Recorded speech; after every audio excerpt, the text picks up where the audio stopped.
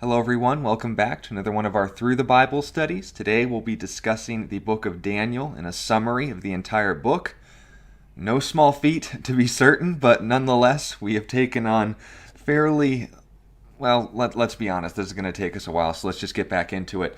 Daniel was written by, you guessed it, Daniel, but actually, interestingly enough, chapter 4 of the book of Daniel was penned by Nebuchadnezzar. So make a point as far as that is concerned. What kind of book is it? It is one of prophecy, once again in the three sections that make up the Old Testament, categorically organized, but also structurally, chronologically organized as well. Daniel brings us into the 6th century BC during the Babylonian exile, was written in Babylon by Daniel, and as well by Babylon's first or current king as far as the exile was concerned, Nebuchadnezzar. And among all these things, it is in the prophecy section. So we had Genesis all the way to Esther, which discussed the beginning of creation, all the way to the exile and return to Jerusalem by the Jews. And that was where the ultimate pause was placed on the prophetic calendar before Jesus arrived on the world scene in Matthew. Then we have the poetry section of the Old Testament, going from, of course, Job all the way to Song of Solomon, and that is not necessarily focusing on the events themselves, but on the individuals who are experiencing them. The feelings were being emphasized rather than the occurrences, so to speak.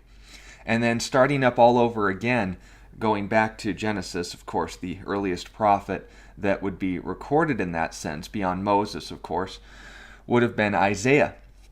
And Isaiah goes into before the Babylonian exile. And we've gone through Isaiah, Jeremiah, Lamentations, Ezekiel, and now in Daniel. And there's going to be an interesting switch as far as things are concerned, from the minor to the major prophets, because once again, this is almost a subcategory that we're entering into now.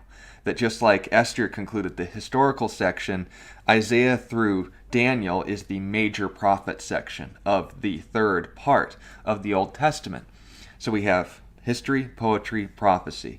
The major prophets are their own category, and then they have the minor prophets organized kind of on the side. Not to say necessarily that these guys are second rate, but Hosea actually goes back to before the Babylonian exile. And again, that's what these studies are for, to give you the historical background therein. And if you have read your Bibles in order, they are very keen to making a point that now that you've read through the history, they tell you this was during the reign of King Uzziah. So you're like, oh, well, let me turn and see where that is. 2 Kings. Okay, oh, that's before the exile into Babylon. That was when Israel was at a spiritual high point, but more on the surface rather than the inside. Okay, I get the context now. That's why it's structured this way.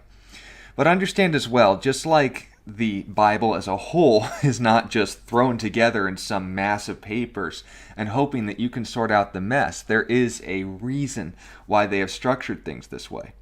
And likewise, what's interesting about the book of Daniel on its own is that it seems to, well, it doesn't seem, it alternates between history, man's perspective, and prophecy, God's perspective.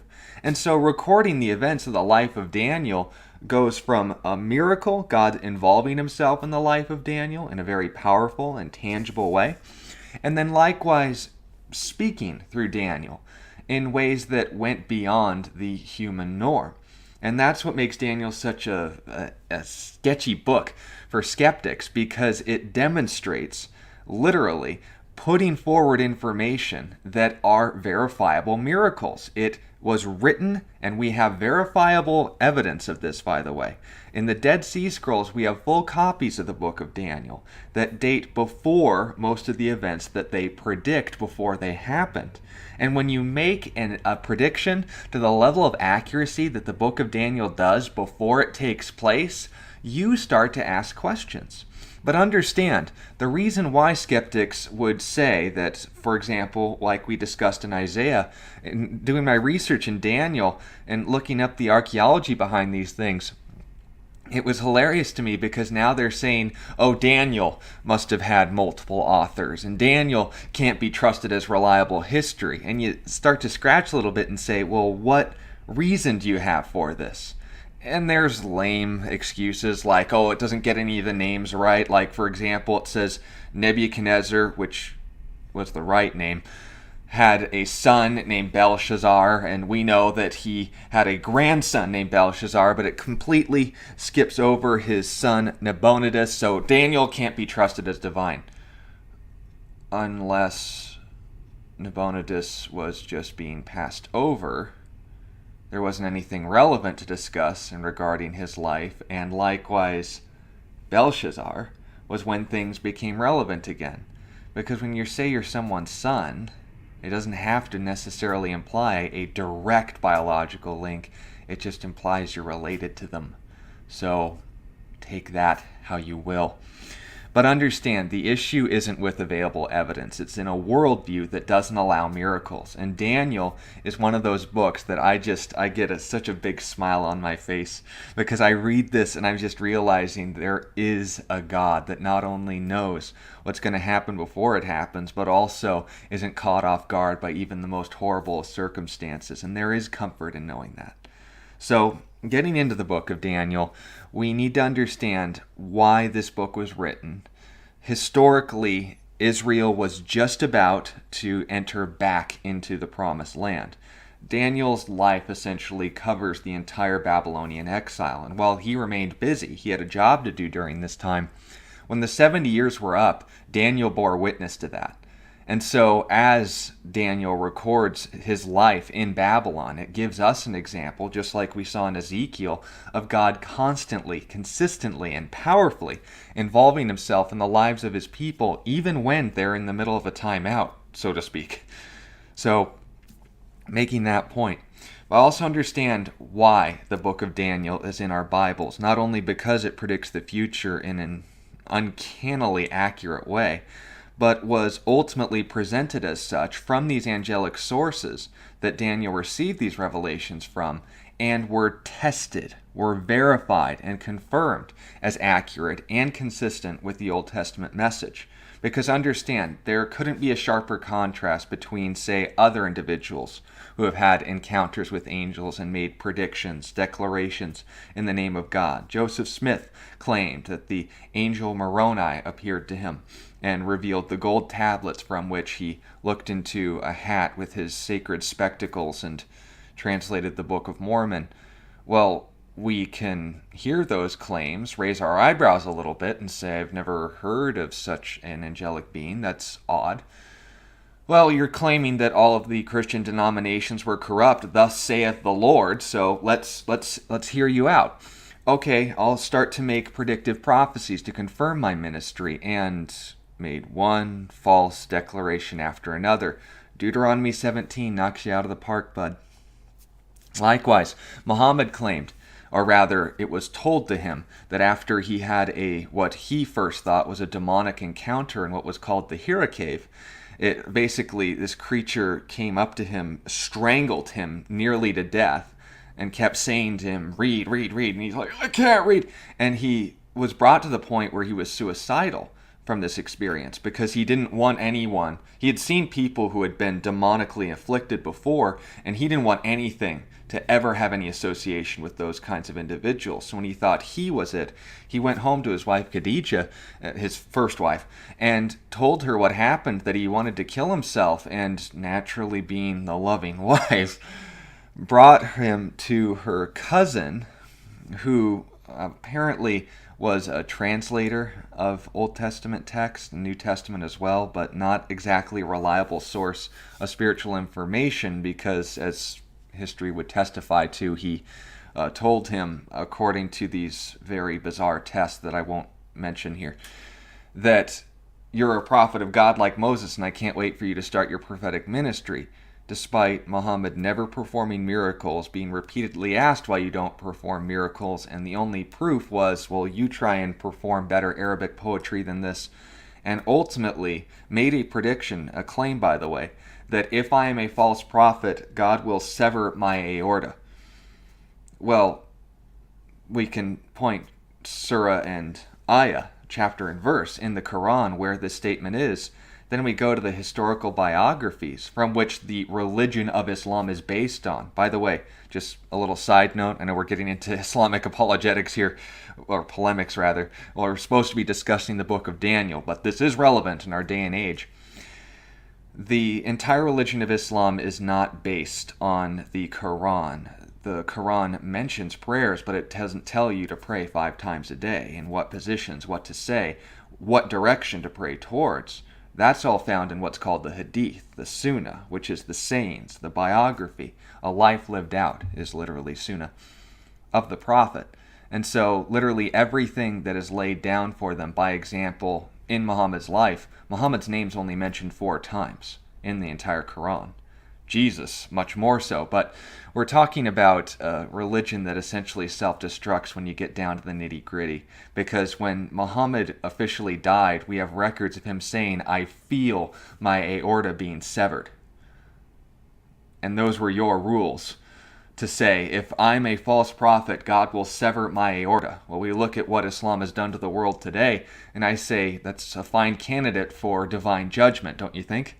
So, just making that point, Daniel received these revelations from angelic sources, but people didn't just take his word for it. They said, okay, you say that these things are going to happen, and if they don't, we're going to throw rocks at you bigger than your head. And Daniel said, test it. By all means, I can confirm this. And we are continuing to see these revelations confirmed, not only in the life of Jesus, not only in the history of Israel, but even in our world today. So, things to pay attention to. Starting in the book, 3 categories I'd like to ultimately cover as the summary, the background, and the overview of what the book of Daniel is all about. Firstly, Daniel's place in the past. That will be how this is organized. Second, we'll be discussing Daniel's positions in the present. And lastly, his predictions of the future. So past, present, future. We'll start with the past. Daniel was like Ezekiel in that at a very young age he was kidnapped from southern Israel, from the region that was known as Judah, when he was a child. Now, for those of you who remember, the family of Judah was the family of kings. It was not only the family that directly drew their relatives from the man, Judah, but also was the one that King David was born from. And a very specific promise was made in 2 Samuel to King David that from your family will come the Messiah, that the crown will never depart from your family, essentially. Now, note, we know there hasn't been a king from the tribe of Judah since they were ultimately dethroned after King Jehoiakim, but when we're ultimately getting down to the nitty-gritty, we understand that prediction wasn't about just Daniel's relatives. It was talking about Daniel's relative, that Jesus would be born through his family. So they kept the crown in that family line. The first king was from Benjamin. They learned really quick that wasn't a good idea. But once again, getting into what made Daniel what many consider of royal stock. He was from the family of Judah. That was the tribe that he was born into. And he, along with 3 other friends who are mentioned by name, Hananiah, Mishael, and Azariah, were brought into this land that essentially had a different language, different culture, different religion, different everything, that expected that of them. And because these were people, Daniel was more than likely being educated as a scribe, so it put him in a place where he was qualified to do what they were about to train him to do. They wanted to bring him up, and we'll discuss this more in a moment, to be what were essentially ambassadors to Babylon. All of these representatives from all the nations they conquered, they'd take the best stock and they'd gather them up and re-educate them to become true Babylonians, but from Judea, from Assyria, from Damascus, from name all these other different places. So essentially this would be a mark, a representation of what made Babylon great, is that he was able to take all these people and make them true Babylonians. And Daniel and his 3 friends were 4 of them. Daniel was also given a new name. Daniel, whose name, by the way, means God is judge, was changed to Belteshazzar, which is named after the pagan god Bel, and it means Bel's prince. Likewise, Hananiah became Shadrach, which is a translation from beloved of the Lord to illuminated by the sun. They were astronomers and sun worshippers and so forth, so that makes sense. Mishael became Meshach, who is like God, as opposed to who is like Shach. And Azariah became Abed-nego. Azariah meant the Lord is my help. Abed-nego meant servant of Nego. So that's essentially what's happening here. Daniel's position in the present followed suit. He was taken from royal stock to be educated as an ambassador of Babylon. This meant new names, new culture, new religion, new everything. But Daniel wasn't so keen on that third part. He said, you know what, in spite of my circumstances, I'm going to honor God. I'm going to follow God. And while the chief of the eunuchs was basically in charge of teaching these new young boys the new language, the new culture, the new customs, he would also be required to handle their diet plan. And remember, when you're visiting other nations, your posture gives off an impression. Now, we today admire the skinny, the fit, the muscular, well, for the most part, that's being blurred in lines, so to speak, but not by the most admirable people. We recognize what a healthy body is. So if we look at someone and see that they're muscular, that they're healthy, that they're attractive, that reflects on the nation. It's full of beautiful people.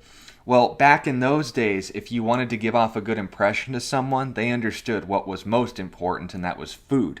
So what's the best way to determine if your country has a lot of food or not? If all of your politicians are portly. So this chief of eunuchs that was in charge of Daniel, Shadrach, Meshach, and Abed-nego's education and reformation, basically, into true stock Babylonians, was not just educate them, but also to feed them. So what do you think you're going to get fed if you want to get fat? It would be lots of red meat, it would be lots of high-calorie drinks, wine. You just name it. It would be all of those sorts of things. For those of you who remember VeggieTales, the chocolate bunnies were an understatement, okay? And Daniel looked at all this, and he understood that's definitely not kosher, because I know what you're doing with that meat before you serve it to us. You're dedicating it ceremoniously in ways I won't mention in mixed company to your pagan gods. And my God doesn't want us to do that. But note, he didn't get all defiant and belligerent and religious about it. He went up to the chief of eunuchs and just respectfully asked, I'm a Hebrew and my culture doesn't want us involving ourselves with this kind of food. May we just simply eat fruits and vegetables and drink water? Now remember, what is this guy's job? For the next 5 to 7 years, he's supposed to get these kids smart and he's supposed to get these kids fat. And if he doesn't do one or the other, or either, on the tax dollars of Babylon, what do you think the king's going to do to him? Right? He's going to get his head cut off. So he's like, I'm not going to negotiate with this. And he says, well, why don't we just do a little test then? Your job is to make us fat. Our job is to be good students. So why don't we do this? Give my God room to work a miracle. If we become fat eating fruits and vegetables, then we'll just continue eating the way that our God will bless. But if not, if our God won't bless us even when we try to obey him, then you can just feed us all of the fatty pork and so forth. We'll just do what you ask. And so he says, I appreciate that. A few days is better than a few years to test something out. We'll give you a week. And after a week, understand this, it wasn't like in Rakshak and Benny, and again, VeggieTales did a good job, but it wasn't the whole picture, right? They ate the chocolate bunnies and too much chocolate. You get a stomach ache, and the rest of the kids who didn't eat the chocolate, i.e. Rakshak and Benny, they were healthy, they were strong. Why? Because they weren't having chocolate cramps. Well, that wasn't what was happening here. What happened was an outright miracle. Eating fruits and vegetables and drinking water for a week made them more fat than the kids who were ordering the porterhouse. So God definitely gave a witness of himself to these guys. And just eating fruits and vegetables, Daniel, Shadrach, Meshach, Abed-nego, they all became more robust, more sumo-esque than any of the other guys. And that set an example, because the chief of the eunuchs would look at that and say, that shouldn't be happening. Their God's doing something here. He's not just demanding prayers, he's actually acting. He's impacting this world in tangible ways. So that's an example of Daniel's work in the present. Likewise, going on in history, he becomes very much in favor with the king of Babylon and even outlives his entire kingdom, going on to the dynasty of Nabonidus, where nothing relatively significant happens. Daniel just continues doing his job, so we're not giving records of it. But then finally, when we get to the reign of Belshazzar, Belshazzar's father, and as well as grandfather Nebuchadnezzar, right? He had enough respect for the true and living God that when they took all of the golden vessels and articles and all the sacred objects, the menorah, the table, the showbread, the Ark of the Covenant was taken by Jeremiah, but all of these things were in Babylon's possession with the exception of that article. They, they decided, let's just start with the basics. Nebuchadnezzar and his son, immediate son, had enough respect for the true and living God, based more than likely off the witness of Daniel, not to mess with them. Belshazzar, on the other hand, didn't learn the lessons that Grandpa and Papa knew and decided, hey, why don't we have a drunken party along with other things and we'll use God's stuff to cater it. Well, Daniel was there for that situation. He wasn't participating, but he was called into it after one of the prophecies, which we'll talk about in our third section here. But nonetheless, he witnessed the transition from Babylon to Persia when King Cyrus took over the Persian Empire. And when that dynasty was ultimately replaced by another, Daniel also fell in favor with him. Because, you got people in charge already, so long as they don't put up a belligerent fight about it or anything, they don't show some boisterous and noble-hearted but misguided patriotism, we can incorporate these guys into our government system. And so a triumvirate of sorts was sorted out. Daniel and two other people were made as these governors to help Cyrus rule the new empire, to consolidate power, so to speak. And Daniel showed himself capable. He set a good example. He did his job well. And that's something to remember for us as Christians, is we don't call something Christian because we just slap a cross on it. Again, I do my best to put the best information forward. I'm not an editor. I'm not some extravagant video effects guru. But what I can provide, I do in excellence, because that is what we would call Christian. If we look at something and say, well, that's Christian because you slapped a cross on it, that's, for all intents and purposes, disrespecting God. If we call anything Christian, it should be worthy of being done in the name of the perfect God, who does all things well. We should want to do the things in his name in excellence, and that's what we're trying to do here. I'm trying to provide you quality information. And likewise, for those of you who are given the opportunity to be called as artists, do that in a way where you can say, this is worthy of being reflective of the character and the nature of the God who paints the sunsets, who's the one who set this world, this universe in order, who is able to keep not only quasars and nebulas under control, but just puts on this magnificent show. I'm reflecting the character of that God, that artist. If I'm a hard worker, I'm going to be the same follower of God who set the foundations of this earth, who does all things well, who's kept this earth, despite how we're abusing it, intact. That's the kind of heart that we want to have as Christians. Well, you know what happened. The other two governors saw this excellence, this incredible attitude that Daniel had in life, and how much favor it gained with him and the king. And they decided to set him up. They knew that Daniel was a man of prayer. He made his relationship with God a priority. Make a note of that. So they tried to set him up and say, hey, king, you want to sign this law here? We got a national holiday where, we remember how this went in Esther, right? We got a national holiday here where no one's allowed to pray to anyone but you for a week. And the king's like, sure, fine, that sounds fun. I can't really hear them all talking at once, but I fancy myself important. Sure, why not? Wouldn't hurt anyone, right? Well, they were setting Daniel up because he's in his 80s at this point. You just don't care. He prayed with his windows wide open. He's just like, go ahead, arrest me. Fire me. See what you're going to do. And they said, hey, king, your favorite guy, Daniel, he was praying on the sacred week. It's like, of course he's praying on this. Oh. So King knew he was duped, but he also knew his hands were tied, because unlike Nebuchadnezzar before him, the Persian law required him to obey the laws that he signed. We remember that in the book of Esther. That was the rule for the Persians.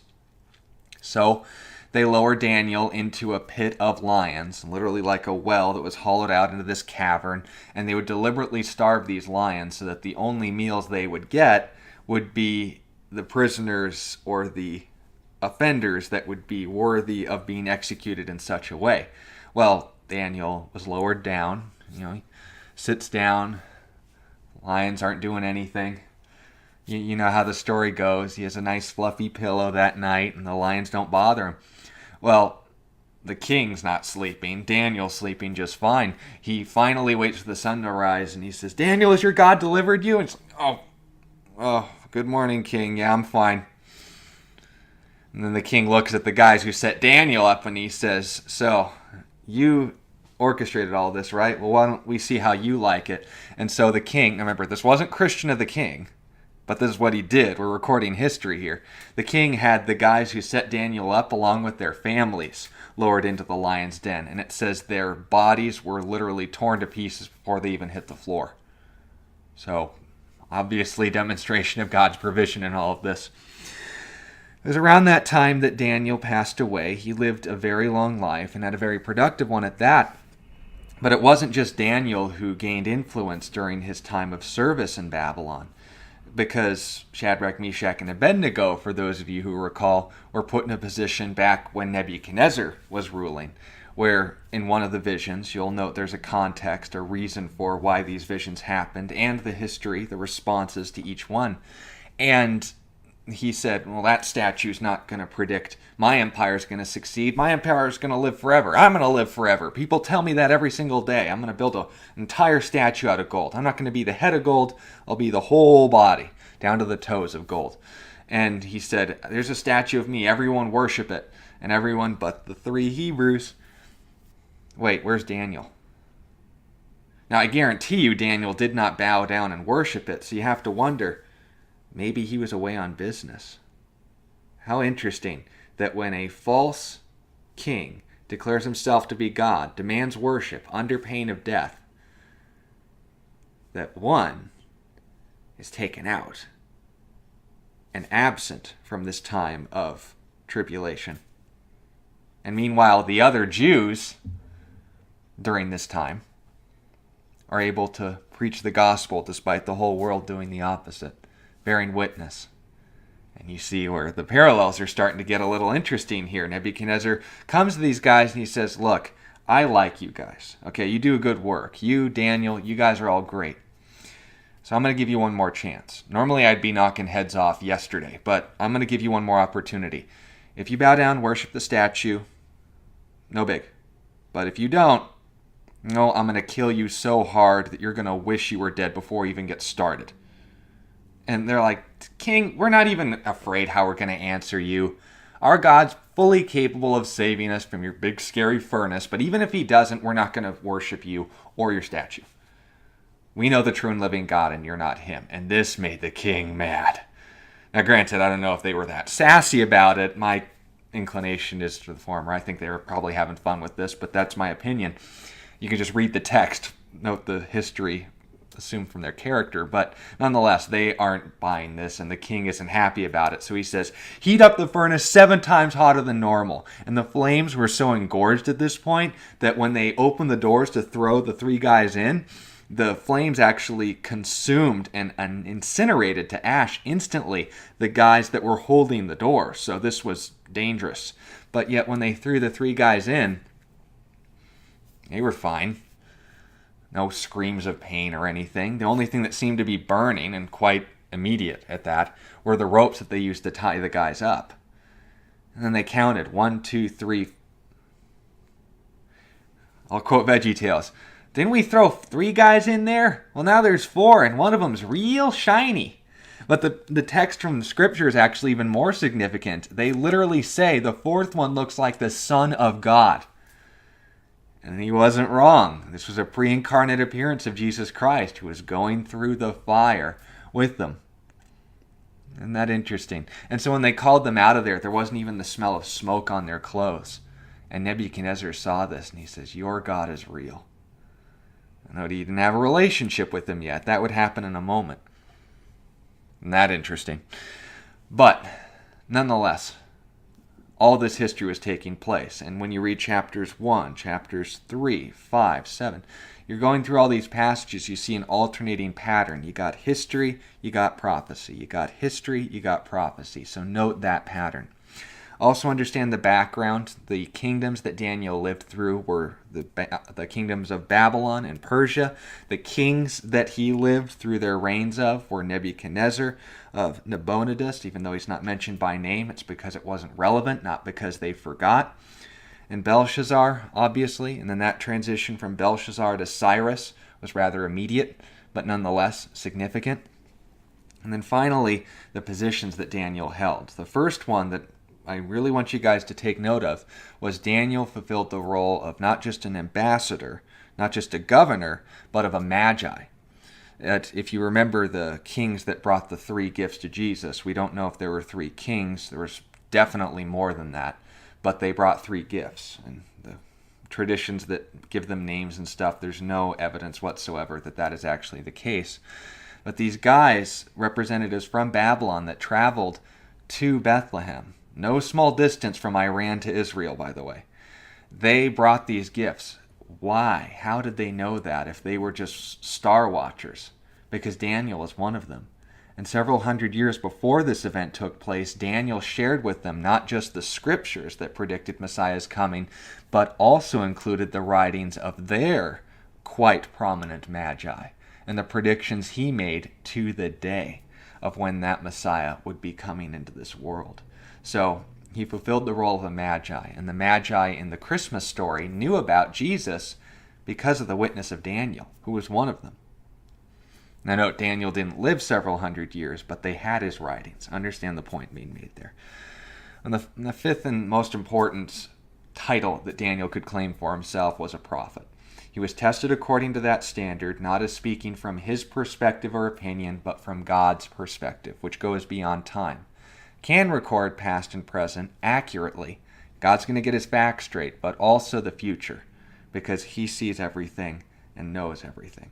It's that kind of perspective that we get into our third section here, because as Daniel's predictions of the future are laid out, and in excruciating detail, mind you, it needs to be understood and can't be stressed enough that this is part of the reason, not the only, but part of the reason why we recognize the Bible as the inspired Word of God.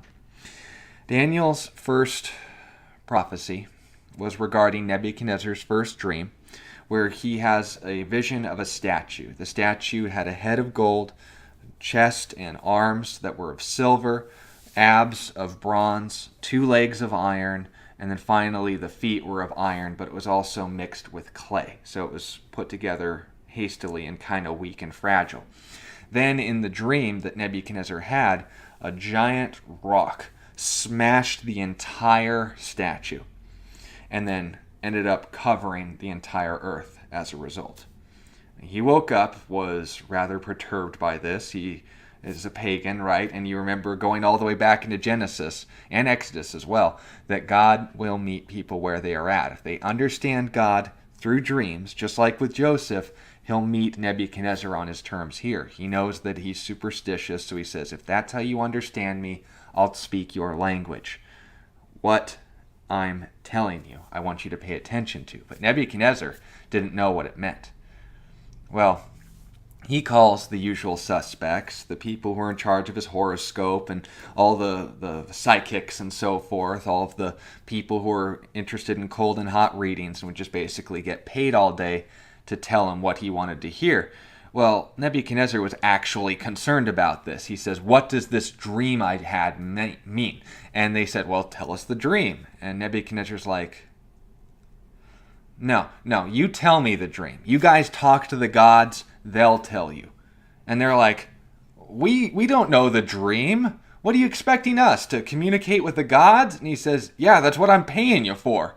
We can't do that. So what do I have you around for? I'm going to kill every last one of you.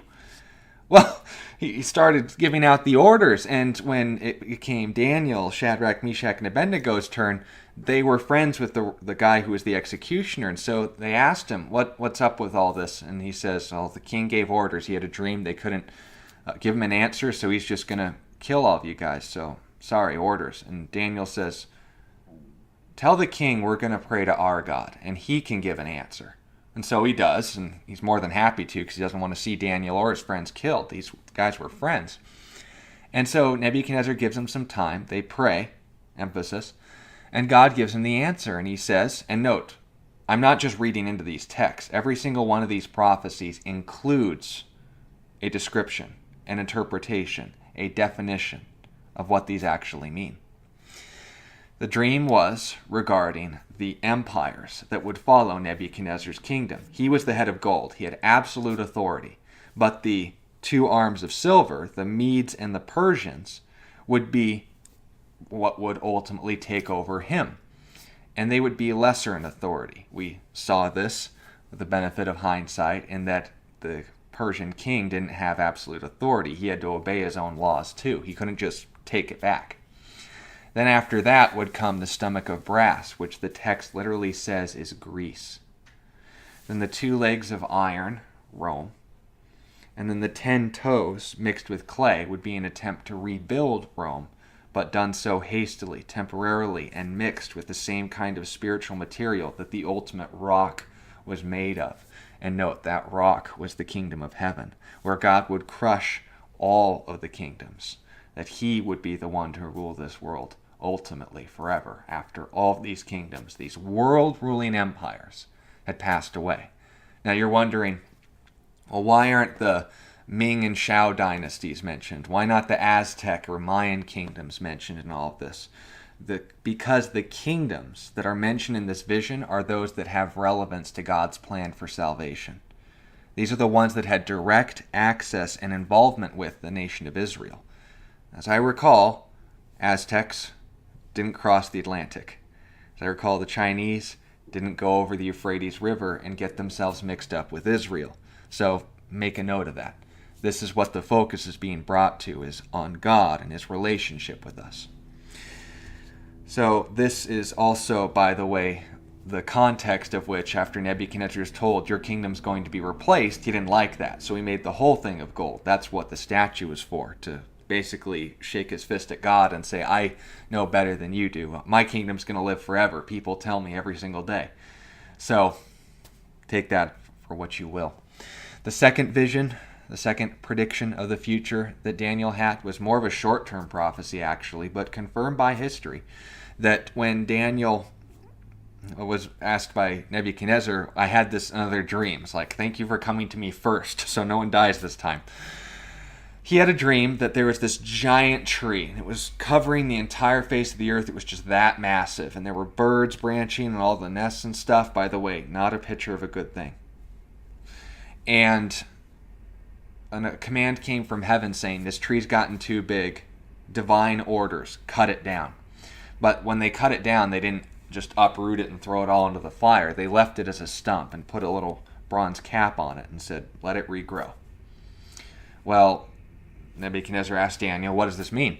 And Daniel said, your enemies are going to like this, but you won't.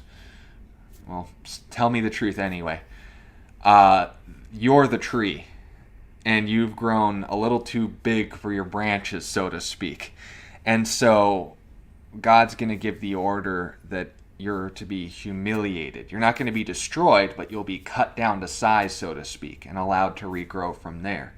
And if, again, Nebuchadnezzar, you engage in pride one more time, God's going to strike you with insanity, and you'll be literally insane for a period of 7 seasons. Now, whether this is a term that would be interpreted 7 years or 7 seasons, meaning spring, summer, winter, fall, in not necessarily that order, it's anyone's guess. But note, this is what happened. Nebuchadnezzar for a full year is just like, not sin, not sin, not sin, not sin, not sin, not sin.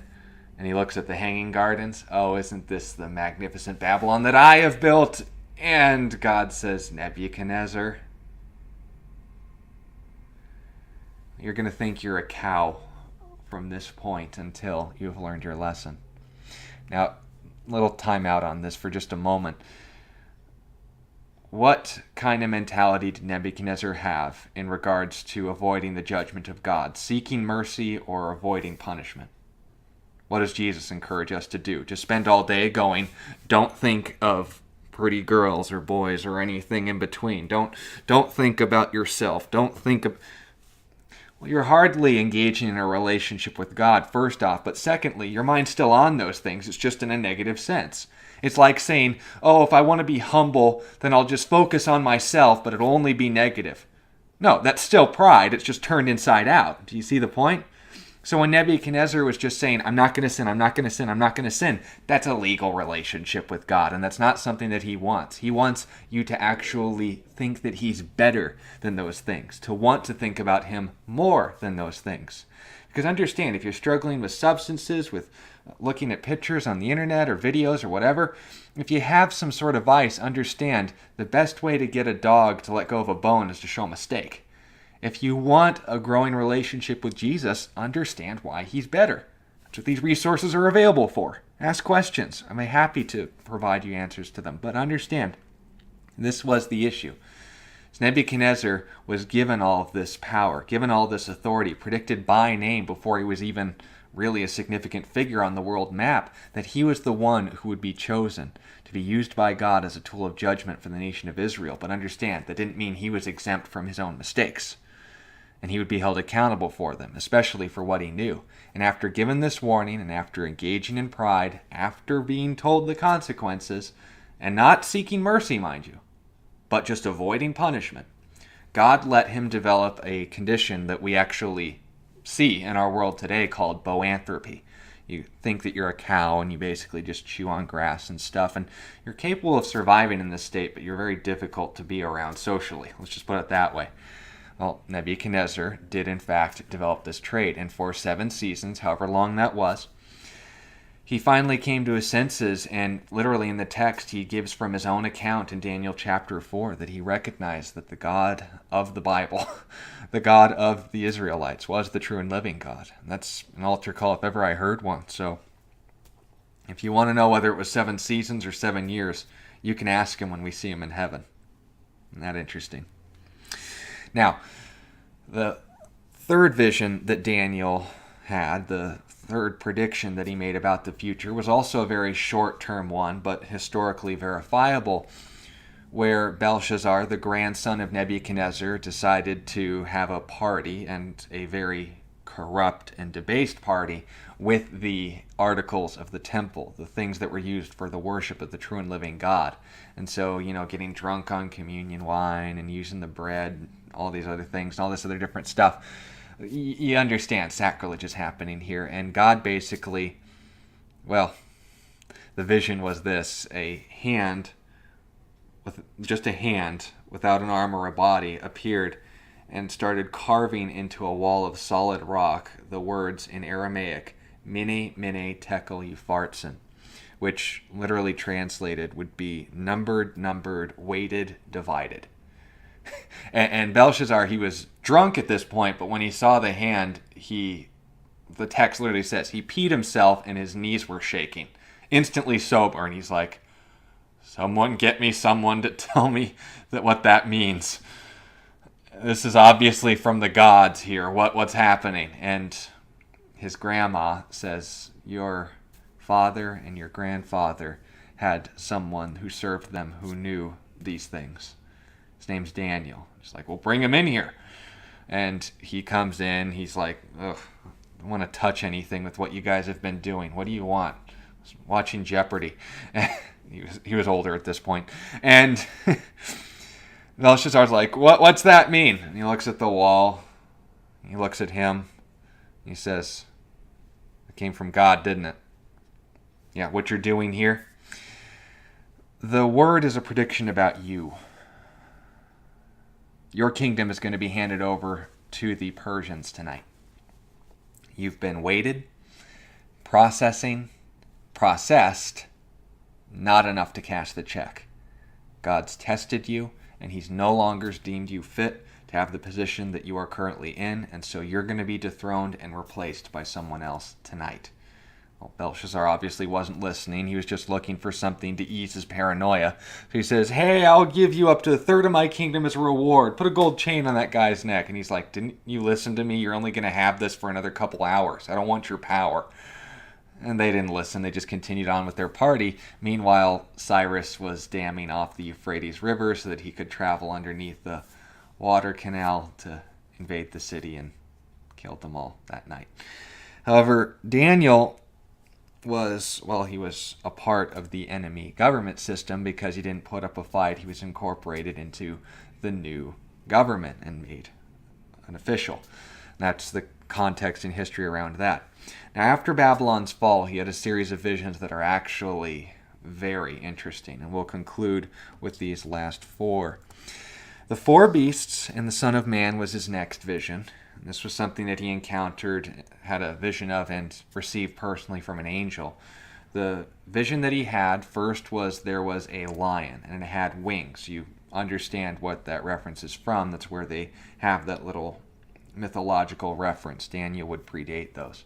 But this image of Babylon that we would recognize, and that a Babylonian would recognize, had its wings torn off, and the lion was forced to stand up basically like a man. Then after the lion came a bear, and he was kind of leaning lopsided from one side more than another. He had 3 ribs inside of his mouth and said, "Arise, devour much flesh." Then after that, a leopard with 4 heads and 4 wings. Leopard, a very fast animal, right? Walked around like it owned the place. It was given a lot of authority. And then after the leopard came this dinosaur-like creature with iron claws and teeth, and it just destroyed everything it came across. And over time, a little horn came out of its head, and the horn had a human mouth and human eyes, and it spoke pompous, or more literally, blasphemous words. The interpretation was given to him by the angel as well, because Daniel was just looking at all this and going, what did I eat last night? But the angel comes to him and says, Daniel, there's a reason for all of these things. The first, that Babylonian image, the lion with wings, that's the Babylonian kingdom. And like you saw, Nebuchadnezzar, he thought he was a creature of heaven, right? Well, he was humbled and reminded that he was just a man. Then, as you are currently living through, the kingdom that's going to replace them is the Medo-Persian Empire, which did a lot of military conquest in its time. But the military was for the Persians. The Medes were more like bankers, right? So lopsided. This alliance between the Medes and the Persians, which one was stronger? It was that side.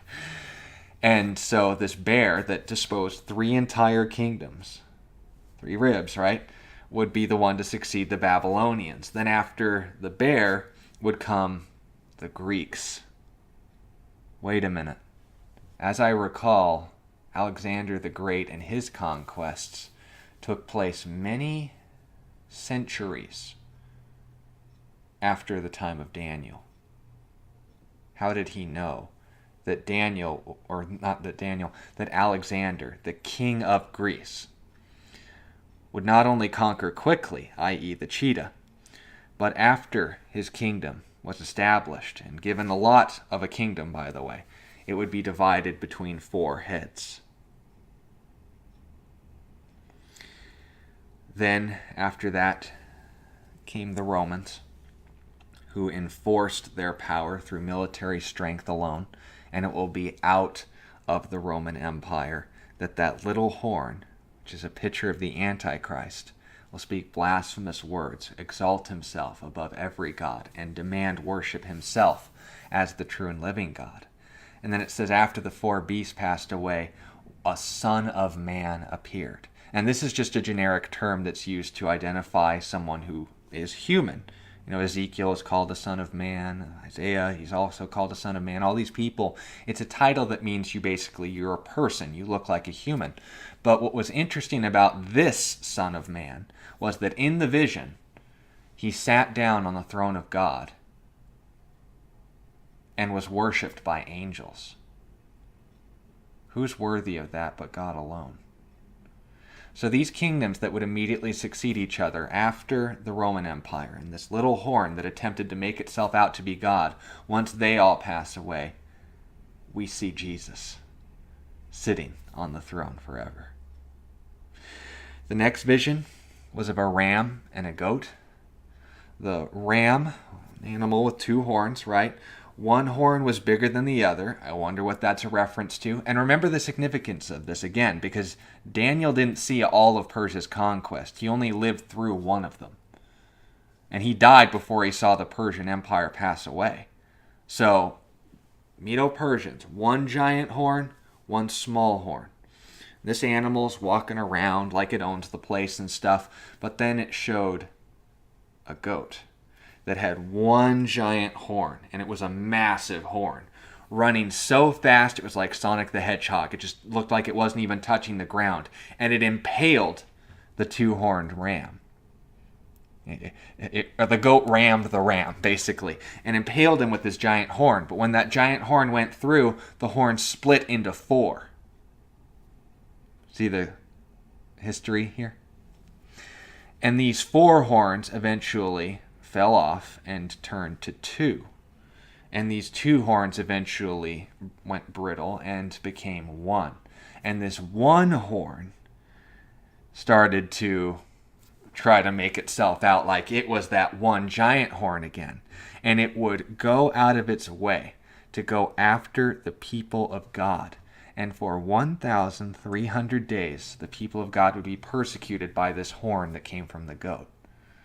Now, we know from history that the Greeks took over the Persians in an extremely short amount of time. Alexander the Great, at the end of his conquest, died. Complications from ammonia, as well as a weakened immune system from his immoral lifestyle. But he handed off his empire to his four generals. And these four generals, based on infighting and turf wars and so forth, and just a lack of ability to preserve this area, these terrains, eventually they were split up between two. And these two empires were eventually taken over by the one that was taken away into Rome and then returned, allowed to preserve his culture, but basically left abused and weakened. Antiochus Epiphanes, or Antiochus IV. And this man went to the Jewish, basically to the Jewish people, and it was in the 120 BC, I believe, that 120 years before Jesus, remember this, many years after Daniel, that he said that he was Zeus incarnate. He demanded worship as the only God worthy of worship by the Jews. They wanted to just annihilate Jewish culture and make it all Hellenistic, to make it Greek. Well, the Jews wouldn't stand for this. They never have. And so he ransacked the temple, killed the priests, butchered and humiliated people who would dare worship any other god but him.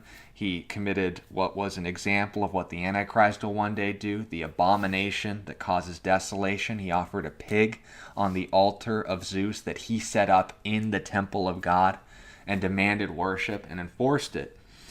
And while this was going on, a man named Maccabees got his children together to stand for Jewish values, to stand and fight for the Jewish God, and led a guerrilla campaign that lasted a full year until just ragtag Jews that were not allowed to bear arms, that were using farming equipment like ninjas, right? They were able to drive out the Greek hoplites. Now think about that, because we're talking Spartans here, right? And the Jews were able to drive them out. And since they had spent all their time fighting and not observing temple sacrifices and so forth, they didn't have a lot of resources to make sure the menorah was lit again in the temple, which was a requirement from the law. And so they said, well, all we have is enough oil for one day, and we need at least a week to be able to produce more. And so they said, well, let's obey God with what we have, and we'll trust that He'll provide for us. And the festival of Hanukkah was invented, because that one day's worth of oil to keep those lamps lit lasted a week longer than it should. God was providing for his people. Now note, that's not recorded for us in the Bible.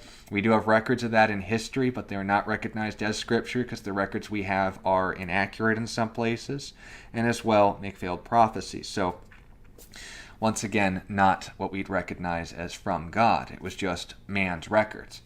It is an interesting story if you want to read it, First Maccabees at least, but once again, there's a reason why it's not in our Bibles. So Antiochus Epiphanes, a man who wouldn't be around for many, many years, was being given details about his treatment of his people, Daniel's people. Very interesting. Second to last, definitely the most significant, the 70 weeks. This angel came to Daniel and said, "Thank you for praying as long as you did." Was captured by the demonic influences that were in charge of this region over Persia. And it wasn't until Michael gave me reinforcements that I was able to get this message to you. So understand, there's a lot going on in there that we don't know about. Your prayers matter. Let's just say it that way. But he said, God wanted me to deliver this to you. 70 weeks of years. Shabuah. It's a unit of 7. So it'll say 70 weeks. Just consider that a 7 period of time. And in this context, it is years. So what's 70 times 7? 490. 490 years, they said God's plan for mankind's salvation would be complete. Sin would be forgiven. God's kingdom will be established. Everything will be made right the way it was in the beginning. However, 62 and 1 week, so 62 plus 7, that's 69. Do our multiplication, 483. At 69 of those weeks, Messiah the Prince will arrive when the order is given to rebuild the wall, not the temple, the wall in Jerusalem, even in troublesome times. Then Messiah shall be cut off, literally a term that means executed. And it is until that time that ultimately that guy that was being referenced before, the little horn with eyes and mouth, right? The last shard of the horn that tried to make itself out to be more awesome than it was.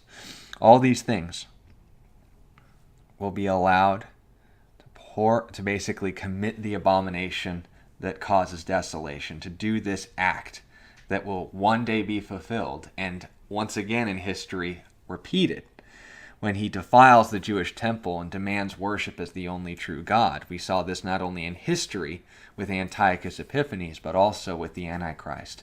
Another reason to consider. Just like we saw this short term, we're going to see it again long term. How do we know? Because further affirmations in the New Testament, further confirmations in the book of Daniel, because this last vision after the 70 weeks gives us details that weren't characteristic of Antiochus's reign, but were confirmed as signs of the end times, something that we're not seeing yet.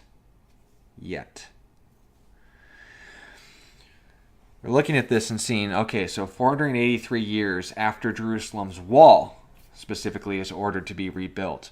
Well, I can do the addition and I consider, okay, there was no year 0 BC to 80, and remember this is a Babylonian calendar, so make the alterations to Jewish. And oh my goodness, do you know what happened 483 years from the day that the order was given in the book of Nehemiah to rebuild the wall by King Artaxerxes?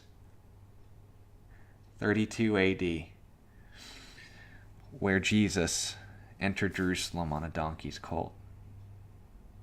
When was this book written again?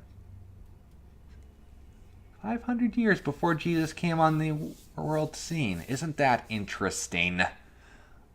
A mathematical to-the-day prediction of when that took place.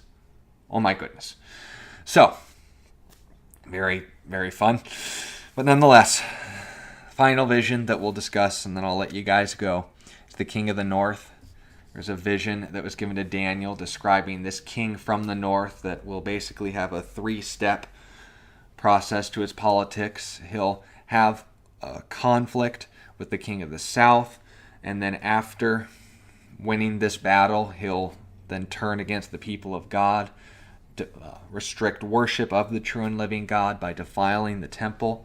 Then he'll take over the Middle East militarily, not just through a peace treaty. And then he'll start moving on, conquering into Africa. And when he gets about halfway down, news from the north will trouble him, perhaps a reference to that plague, the sixth bowl judgment, where the Euphrates River is dried up so the kings of the east can march to war. More on that when we get to the book of Revelation. Note this, kings from the east are heading into the Middle East. The Antichrist is down here. Oh, did I say Antichrist?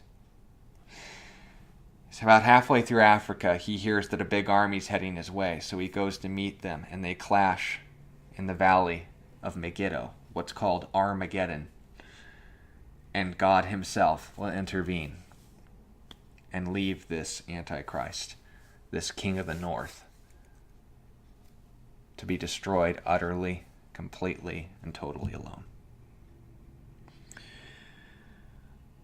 Parts of this could be compared to Antiochus the Fourth, but the problem is not all of them. And it's those parts that we start to wonder, who is that talking about then? Because he definitely has things in common with Antiochus. Then I read Revelation 13. Then I read 2 Thessalonians 2. Then I read the book of Zechariah. Then I read, and I'm realizing this is talking about more than just 4 centuries in the future, isn't it? So once again, all these things in mind, the book of Daniel is a book of prophecy. One of the most significant, not just because it predicts mathematically to the day when Jesus would show up. And again, if that was a little fast for you, leave in the comments. I'll be happy to provide links and information wherever you would like to look for getting this information into your noggins. Happy to accommodate. But I want to thank you all for listening to the study. Remember that Jesus loves you. If you guys have sincere questions, ask them. If you want to encourage the ministry, do so. But most importantly, if you know someone who has been told this song and dance that Daniel's not reliable history but hasn't even had the chance to look into it, feel free to share the study. Or perhaps you yourself share the information you've received in this study. Encourage them to read it on their own time, and especially for you, because remember, this is not intended to replace personal Bible study, but equip you for it. Understand why we recognize this as a book of prophecy, because the God that we are reading about and the one who has spoken to us through his word got his information straight. Not just about the past, not just about the present, but also about the future. What made Daniel such an exceptional person? What made him available to receive these prophecies and to do the amazing things that he did? Now, not saying that if you do them, you'll become a prophet too. Daniel's purpose and the purpose of God's word has been completely fulfilled. But understand as well, if you want a life lived after God's own heart, you want to live a life of impact, understand Daniel's number one emphasis was prayer. His number one emphasis was his relationship with God. You do the same, and just like him, you're going to see amazing things happen. Remember that Jesus loves you. Remember that his word can be trusted. Be more than happy to endure any sort of test the skeptics have had over the centuries on that matter. God's given us his word. We can trust it because it doesn't just tell us about what we have in store ahead or what he's done in the past, but how he's working in our lives here and now. Don't forget that. And remember that that is all going to be done on his end with a heart of love.